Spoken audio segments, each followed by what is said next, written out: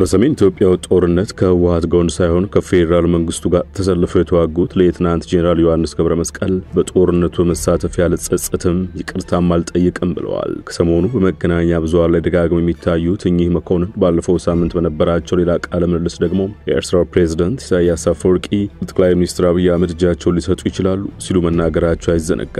ዛሬው ጥንቅር ጄኔራሉ መልእክቶች እንቃኛለን።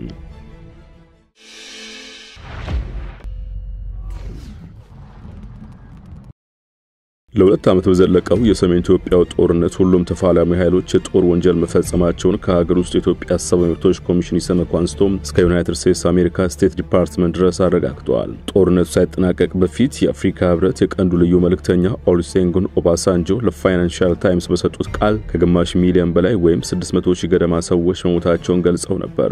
ሌተናንት ጄኔራል ዮሐንስ ገብረ መስቀል ደግሞ ከመጀመሪያው ዙር ጦርነት በኋላ ማለትም የካቲት 2013 አንስቶ የአስቸኳይ ጊዜ አዋጅ ግብረ መሪ ሆነው ጠቅላይ ሚኒስትሩ ተሹመው ነበር። ይህን ተከትሎ ከትግራይ ዲያስፖራና አክቲቪስቶች በኩል በካዲና ባንዳነት ሲፈረጁ ከርመዋል። እንደ አክቲቪስቶቹ ከሆነ በተወለዱት ህዝብና በዝቅ ትግል ደርግን በመጣል ታግየለታለው ለሚሉት ህዝብ ያ ሁሉ በደርስበት ከበዳዮቹ ጎን ተሰልፈዋል በሚል ይከሰሳሉ።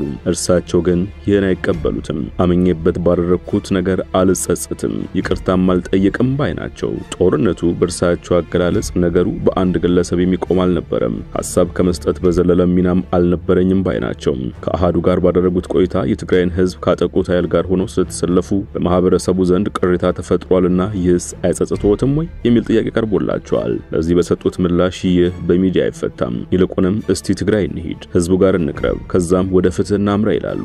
ያን ጊዜ ሐቁ ይወጣል ባይ ናቸው። ቀጥሎም እንዲያውም እዛ ሂደው ያደረጉትን ነገር እንደ ትግራዋይ ለትግራይ የተከፈለ ዋጋ ነው ብለውታል። ሁለት አማራጭ ነበርኝ፣ ማንንም አላስገደኝም የሚሉት ወታደራዊ መኮንኑ ደጋግሞ የተለኮሰውን እሳት ማንንም የሚያስቆመው አይነት አልነበረም ይላሉ። አብረው ተሰልፎ የነበረውን መንግስት ማብራሪያ ሲሰጡ ደግሞ መንግስትም ቢሆን ጦርነቱ የተራዘመ እንዲሆን አይፈልግም ነበር፣ ምክንያቱም እሳቱ እሱንም እየጠበሰው መሆኑን ያውቃልና ይላሉ። ሀገርን እመራለሁ ብሎ የመጣው አዲሱ ያሉት መንግስት በጦርነቱ ራሱን የቀቀለ መሆኑን ያውቃል ያሉት ዮሐንስ አሁንም እኔ ብቻዬን ላስቆመው አልችልም ነበር ይላሉ። እንደውም ይህ ጦርነት ሳይራዘም ማስቆም የሚችል አይል ነበር፣ እሱም ጦርነቱን የለኮሰው አካል ነው በማለት ኳሱን ወደ ህወሓት ወርውረውታል። አክለውም ይፋዊ የክርክር ጥሪ አቅርበዋል። ሙያዊ በሆነ ቋንቋ ማለትም በውትድርና ግልጽ ክርክር ይዘጋጅና እንሟገት ሲሉ ተደምጠዋል። በኃላፊነት በነበርኩበት ጊዜ ያደረኩትን አውቃለሁና ያ የሚያስጠይቅ ሆነ ወደ ፍትህ እናምራ ሲሉ ተናግረዋል። ሰው ግን ፍትህን አይፈልግም ያሉት ጄኔራሉ ቂም መያዝ ላይ ያተኮረው ባይ ናቸው። እኔ በዚህም ሆነ በሌላ ሚዲያ የተናገርኩት ትግራይ ትከፈት፣ ህዝባዊ መድረክ ይዘጋጅ፣ አንተ ይህን አድርጋል፣ ይህን ማድረስ ይገባ፣ ይህን አላደረክም በሚል እንነጋገር፣ ከዚያም ስርዓታዊ ፍትህ ውስጥ እንግባ ሲሉ ጥሪ ያቀረቡት ጄኔራሉ ይህን ግን እነዛ ሲሉ የጠሯቸው የህወሓት ሰዎች እያደረጉት አለመሆኑን አመልክተዋል። በመቀጠልም ፈገግታ ባጀለ ስሜታዊነት ህዝቡን ምን ስላደረኩት ነው ይቅርታ የምጠይቀው? እዛ ሂጄ አብሬው ስለተቃጠልኩ ነው ወይ ሲሉ አከታትለው ይጠይቃሉ። በነበራቸው ኃላፊነት ወቅት ዲፕሎማቶች ሲመጡም ሆነ ለመንግስትም ጭምር ይህን ጦርነት አቁሙት ስል ነበር የከረምኩት ሲሉም ራሳቸውን ተከላክለዋል። ይህ ብቻ አይደለም ይላሉ። አዲስ አበባ ከመጡ በኋላም ስለ ትግራይ ተወላጆች አደረኩት ያሉትን ያብራራሉ። እሱም እርሳቸው የማጎሪያ ጣቢያ ኮንሰንትሬሽን ካምፕ ሲሉ የጠሩት በአዲስ አበባ ያሉ የትግራይ ተወላጆች በጅምላ በሚታሰሩበት ወቅት ጠቅላይ ሚኒስትሩ ጭምር የድርጊት ራስን የሚያጠፋ ነው እላቸው ነበር ሲሉ አስታውሰዋል። እርሳቸው ይህን ለጠቅላይ ሚኒስትሩ ከነገሯቸው በኋላ አብይ ደንግጠዋል። ከደነገጡም በኋላ በማግስቱ ቴሌቪዥን ላይ ወጥተው ፍቷቸው ብለው ነበር ይላሉ። ጄኔራሉ ይህን ቢሉም ጠቅላይ ሚኒስትሩ ደንግጠው በቲቪ ወጥተው ይፈቱ ያሉበትን መግለጫ ሸገር ታይምስ ባደረገችው መጠነኛ ማጣራት ልታገኙ አልቻለችም። ይህን ማብራሪያ ከሰጡ በኋላ ለዚህ ነው ይቅርታ የምጠይቀው ሲሉ ይጠይቁና ሰው አልገባውም ሲሉ የሚወቅሷቸው ሰዎች እንዳልተረዷቸው ጠቁመዋል። ለመረዳትም ከባድ ነው ያሉት መኮንኑ ነገር ግን ይህ አያስደንቀኝም፣ በቀላሉ የሚገባ ነገር አይደለምና ይሉና ቀደም ሲል ያቀረቡትን መቀሌ ሆነን እንሟገት ጥሪ ዳግም ያስተላልፋሉ። ይህ በህዝብ ፊት እንዲደረግ ጥሪ ያቀረቡበት ክርክርና ስርዓታዊ ፍትህ ግን በትግራይ እየተካሄደ አይደለም፣ ይልቁንም ህብረተሰቡ ችግር ውስጥ ነው ይላሉ። ከአዘጋጇ በኩል የፕሪቶሪያ ዘላቂ የግጭት ማቆም ስምምነት መፈረምን ተከትሎ በአዲስ አበባ ስለተካሄደ የእውቅናና ምስጋና መርሃ ግብር ይነሳላቸዋል። በዚህ መርሃ ግብር በርካታ የሀገር ውስጥ አካላትና እንደ አኔታ ዌበር ያሉ የአውሮፓ ህብረት የአፍሪካ ቀንድ ልዩ መልእክተኛ ሁሉ እውቅና እንደተቸራቸው ይታወሳል። እርሳቸው ግን በዚህ መድረክ ስማቸው እንኳን ተጠቅሶ እውቅና አልተሰጣቸውም፣ ምስጋናም አልተቸራቸውም። ይህን በተመለከተ ለቀረበው ጥያቄ በሰጡት ምላሽ ትግራይ የሄድኩት ለዚህ ብዬ አይደለም ብለዋል። የተደረገው ነገር ማለትም የእውቅና መርሃ ግብሩ መንግስት ማድረግ የሚገባው ስለነበረ ትክክል ነው ያሉት ጄኔራሉ ስለዚህ ጉዳይ ግን እኔ አይመለከተኝም ሲሉ ተናግረዋል። ምክንያቱም እኔ ከሁለቱም ተፋላሚዎች ጎን አልነበርኩም።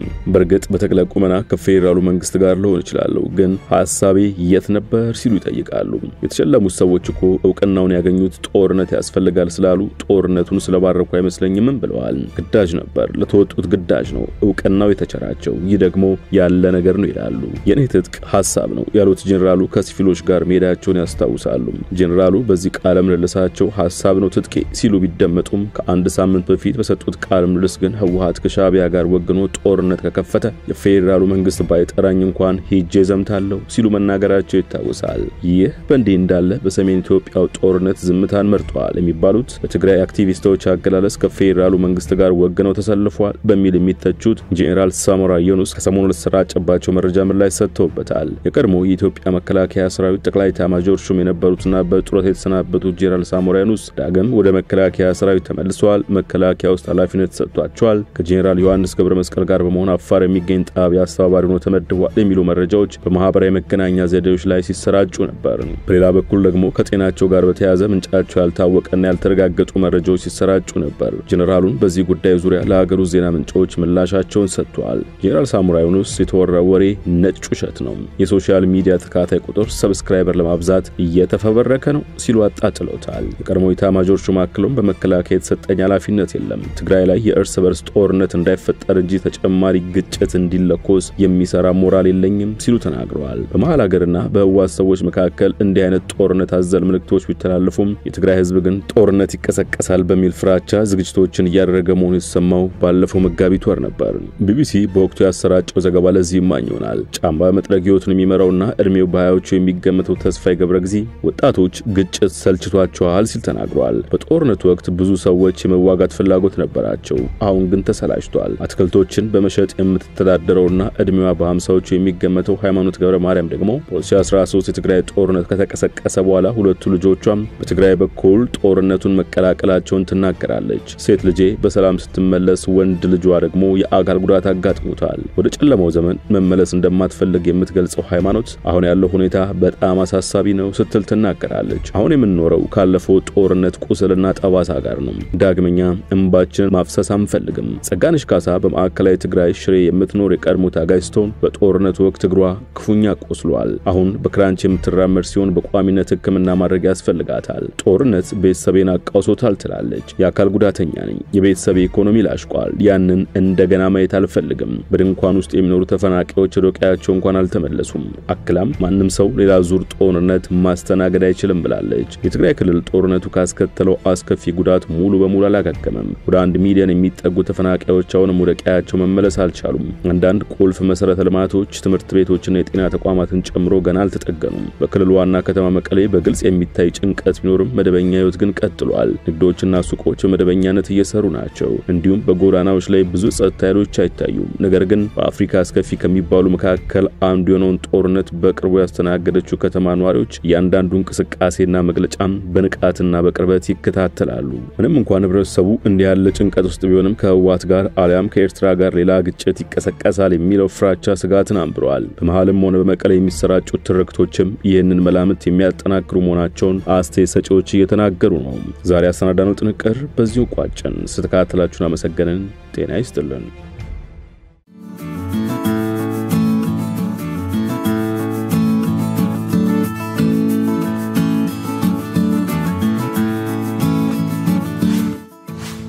ሸገር ታይምስ ሚዲያን ሰብስክራይብ በማድረግና ደወሉን በመጫን ይከተሉን።